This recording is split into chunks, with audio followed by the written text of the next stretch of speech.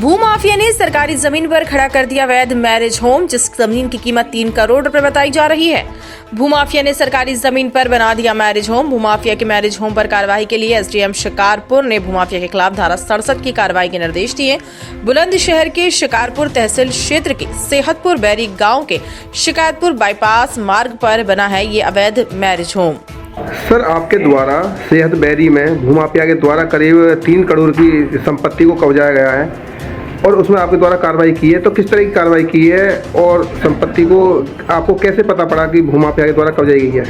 देखिए, चूँकि आप सब समझ रहे हैं कि जल जीवन मिशन के तहत हर गांव में पानी टंकी लगाई जा रही है। उसी संबंध में सेहतपुर बैरी में भी हम लोगों ने एक ज़मीन दी थी 344 नंबर में। चूँकि वहाँ पे जब देखा गया, वहाँ पे कुछ लोग जो हैं बता रहे हैं कि भाई इसमें हमारी श्रेणी 6 की ज़मीन है, जो कि आधे हेक्टेयर की ज़मीन है, 0.5060 हेक्टेयर की है।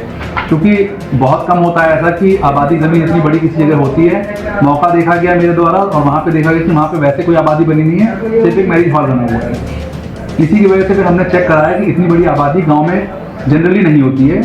आधे हेक्टेयर ज़मीन है ये, तो 1359 देखा गया, उसमें देखा गया कि कोई आबादी नहीं थी वहाँ पे उस जगह पे।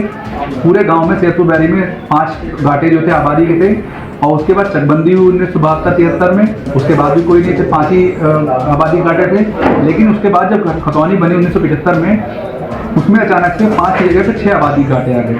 और ये जो आधे हेक्टेयर ज़मीन है, इसको इन्होंने त्रुटिवश या गलती से या जानबूझ के जो भी उस टाइम कर्मचारी रहे होंगे, उन्होंने आधे हेक्टेयर ज़मीन को श्रेणी 6 की आबादी में डाल दिया था। और चूंकि ये अभिलेखित त्रुटि है और अभिलेख में गड़बड़ी हुई थी, इसी को 32 के तहत मेरे द्वारा सही कर दिया गया है और अब जो है वो ज़मीन बंजर की है, जिसपे 67 की कार्रवाई की गई है। अच्छा सर, देखा जा रहा है तो अगर जिस तरह से सरकारी ज़मीन पर कब्जा किया गया था माफिया के द्वारा, तो कहीं ना कहीं इसमें आपके विभाग के कुछ लेखपालों का भी कहीं ना कहीं रोल हो सकता है। तो क्या जांच कराकर उन लेखपालों के खिलाफ भी कार्रवाई की जाएगी आपके द्वारा? क्योंकि ये प्रकरण जो है 1974-75 का है और उस समय पे जो कर्मचारी रहे होंगे उनका हम लोग जाँच करवा रहे हैं अभी। लेकिन बहुत संभवतः चांसेस ये है कि बहुत पुराना मैटर है ये, लेकिन फिर भी हम उस पर कार्रवाई करवाएंगे।